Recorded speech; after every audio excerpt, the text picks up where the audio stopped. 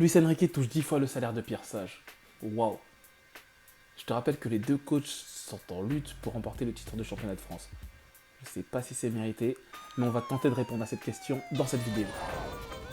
Bonjour à tous, bienvenue sur Planète Foot. Aujourd'hui on parle d'argent, de moulaga, de pesos, d'euros, de dollars, de flouze. Tout ce qu'on peut mettre sur notre compte en banque. Et avec quoi on peut acheter la villa pour la mama. En tout cas, quand on parle de mettre bien la mama, Luis Enrique, il l'a déjà fait. Le meilleur salaire des entraîneurs de Ligue 1. 10 fois celui de Pierre Sage. Ça veut dire que potentiellement, il peut faire 10 fois ce qu'il a fait pour la mama de Pierre Sage. Et tout ça en bienveillance, bien sûr. Ça veut dire 10 villas au bord de mer. Et pas dans le nord, hein. À Dunkerque ou je sais pas où, tout proche de Lens. Dans le sud. Le sud au soleil, à Cannes. Juste cocktail, transat et on chill.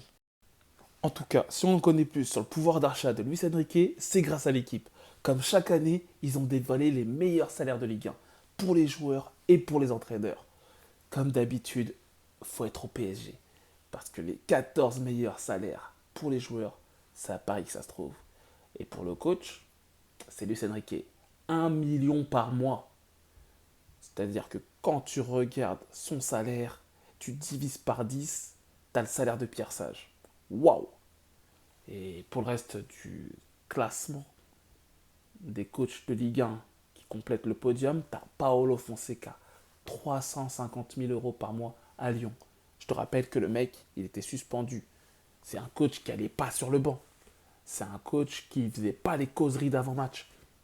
C'est un coach qui travaillait du lundi au vendredi. Non, tu sais très bien, je sais que toi aussi, tu connais le football. Bref, c'était pas un fonctionnaire, mais il était suspendu et ça tombait quand même. Et après, 230 000 euros pour Habib Bey. Il vient juste d'être jeté de Rennes pour être transféré à Marseille. Transféré, bref, t'as compris, il a signé là-bas. Et il prend de la moula comme never. Après le passage de Roberto De Zerbi, où clairement le club est en ruine, Habib Bey complète ce podium. Donc l'OM, ils ont encore de l'oseille, malgré tout ce qu'ils disent. Quand tu vois ces informations, la question c'est toujours la même. Est-ce que c'est mérité? Est-ce que Luis Enrique est surpayé, oui ou non? Tout d'abord, on va revenir sur les coachs qui l'ont précédé. Parce qu'au PSG, il y en a eu des coachs. Et certains, ils ont été payés. Comme d'habitude, les coachs les mieux payés de Ligue 1. Et qu'est-ce qu'ils ont rapporté? Hein? Parce qu'après tout, le Graal, c'était la Champions League. Et Luis Enrique, il a rapporté cette Champions League. Juste avant lui, on avait Christophe Galtier. Et Galtier, il a pris des pesos. Mais qu'est-ce qu'il a ramené? Il avait Neymar, Messi, Mbappé et pas de Champions League. Ma question finalement, c'est est-ce que ce mec-là était surpayé? Je te laisse répondre en commentaire. Et avant lui, on avait Mauricio Pochettino, qui avait aussi un effectif galactique qui piquait les yeux. Et il emmène le PSG en demi-finale de la Champions League. Je ne vais pas rentrer dans les détails parce que ces matchs étaient difficiles à regarder. Fallait poser sous Doliprane et attendre un miracle de Kylian Mbappé. C'est tout ce qui se passait dans tous ces matchs. Est-ce que son salaire a lui aussi été mérité? Et pour compléter ce podium de non-vainqueurs de Champions League, on avait Thomas Tuchel, l'entraîneur du Paris Saint-Germain qui a emmené le club en finale de la Champions League pendant la période de Covid. C'est-à-dire dans un format unique qu'on a appelé le Final 8 où tu n'avais pas de supporters. où tout s'est joué au Portugal.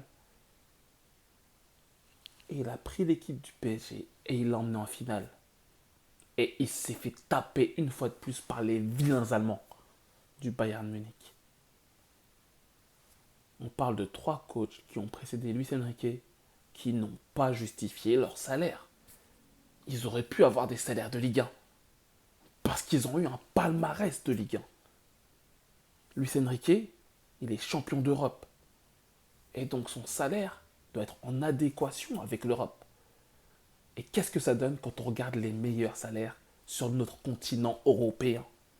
En numéro 1 de ce classement, avec 2 170 000 euros par mois, tu as Diego Simeone, l'entraîneur de l'Atlético Madrid, le préparateur physique de la WWE, SmackDown versus Raw, le professeur de l'auto-école des bus d'Europe. C'est-à-dire quand tu veux mettre un bus devant tes cages pour ne pas encaisser de but, tu fais appel à Diego Simeone.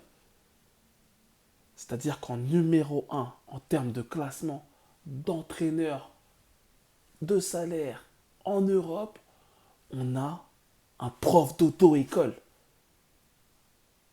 Tu peux me dire ce que tu veux, mais ça paye d'être prof dans une auto-école.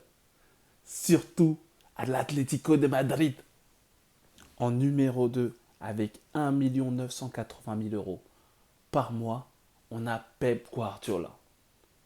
Un CV de fou furieux. Le Barça, le Bayern de Munich, Manchester City, pour ne citer que.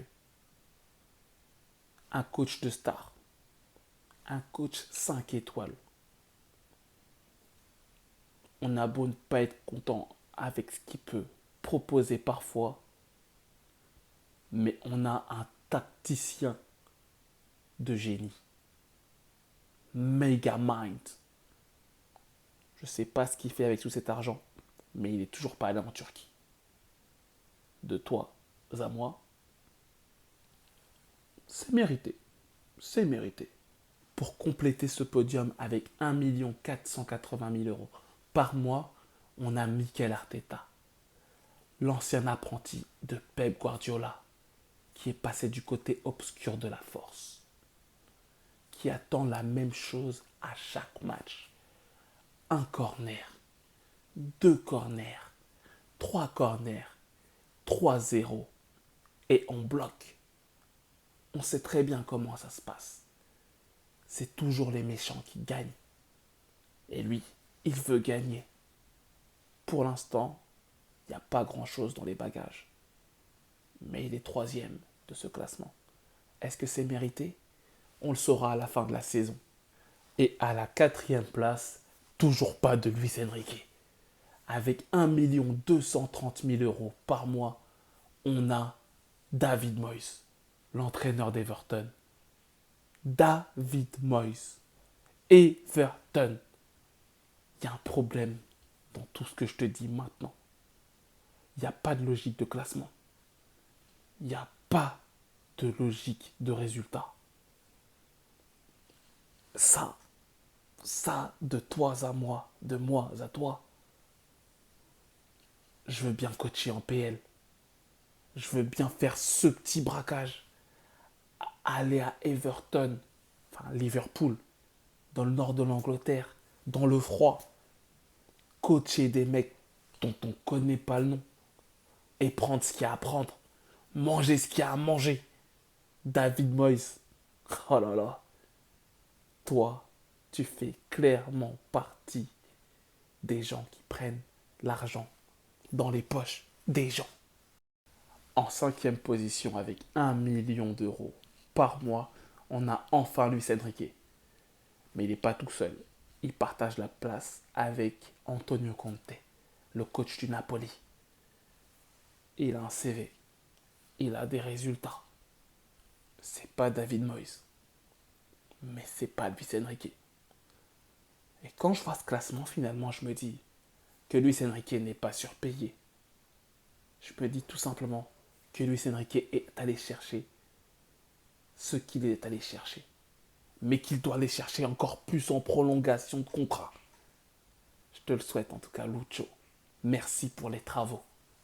Si ce format t'a plu, je te laisse mettre un pouce vers le haut, pas vers le bas. Ça compte aussi, mais c'est pas pareil. Et je te laisse t'abonner. On a quelques petites vidéos en stock. Ça ne saurait tarder. À très vite. Peace.